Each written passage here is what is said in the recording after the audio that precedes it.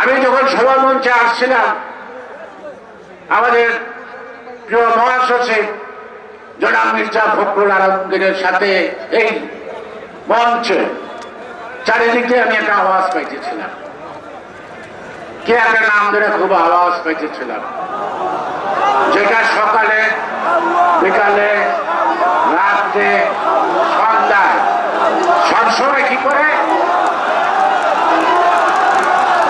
কাকা করে, হ্যাঁ কাকা করে, হ্যাঁ হিন্দিতে একটা গান আছে, ঝুট বলে কাওয়া কাকে বলে না,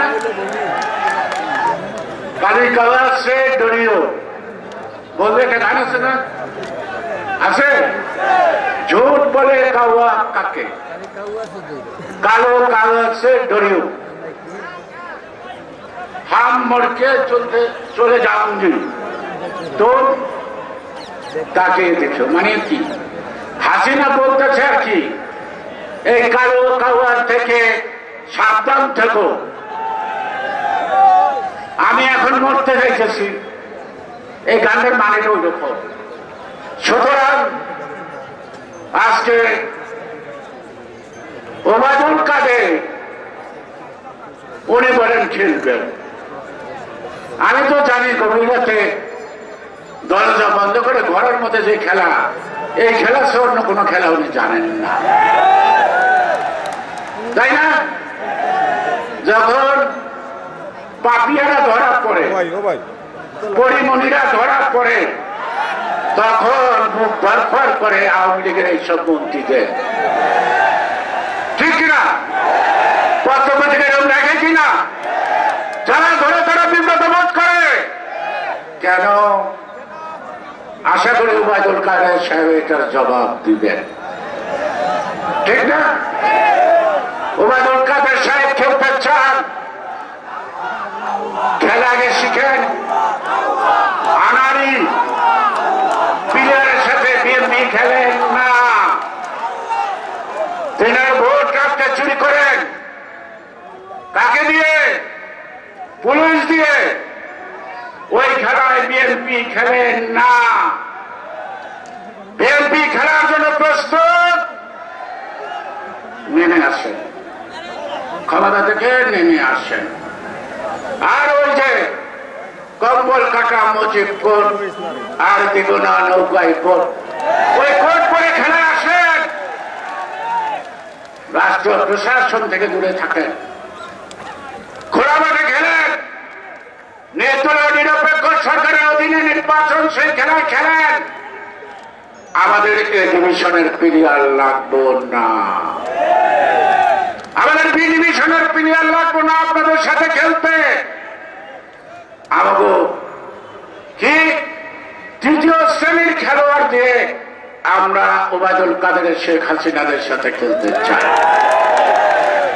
আমি অনেক আগে একটা কথা বলছিলাম, নির্দলীয় নিরপেক্ষ সরকারের অধীনে যদি নির্বাচন হয়, খালেদা জিয়া তারেক রহমান বাদ থাক, আমাদের জায়মার সাথে শেখ হাসিনা জামানত হারাবে।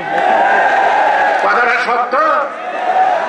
এর আগেও 6টি বিভাগের সমাবেশ হয়েছে। সরকার, তার প্রশাসন, তার পুলিশ, তার নিজস্ব পেটুয়া বাহিনীতে, বাস ট্রাক মালিকদের বাধ্য করে হরতাল দিয়ে প্রত্যেকটা সমাবেশকে ব্যর্থ করার অপচেষ্টা করেছে এবং জনগণ তার উচিত জবাব দিয়েছে। সকল বাধা অতিক্রম করে সবাই বুক ফুলিয়ে এই গণতান্ত্রিক আন্দোলনের ডাকে সারা দেশে সভা সমাবেশগুলিকে সফল করছে। আজকে সরকারের কাছে জানতে চাই, বিএনপির সমাবেশকে বন্ধ করার জন্য পোশাকে অপোশাকে প্রশাসনের, পুলিশ, বাস মালিক, ট্রাক মালিক, লেগুনা এগুলি বন্ধ করে প্রতিদিন বাংলাদেশের কত কোটি টাকা ক্ষতিগ্রস্ত করেছে। আর সোহরাওয়ার্দী উদ্যানে বাংলাদেশের বাস মালিকদের থেকে বিনা পয়সায় কয়েক হাজার বাস আনলেন, জনপ্রতি 1000 টাকা, খাওয়া ফ্রি, মাথায় টুপি, ক্যাপ, গায়ে গেঞ্জি, রাস্তার ফুটপাতের হকার আর গাড়ি চালানো যারা সহযোগী থাকে তাদেরকে বাধ্যতামূলক জোর করে, এবং পুলিশ বাহিনীর 30,000 লোক নাকি আপনারা জোর করেছেন।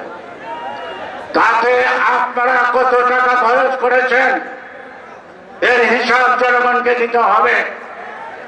রাষ্ট্রীয় কোষাগার থেকে টাকা লুট করে দলীয় কর্মকাণ্ড করছেন।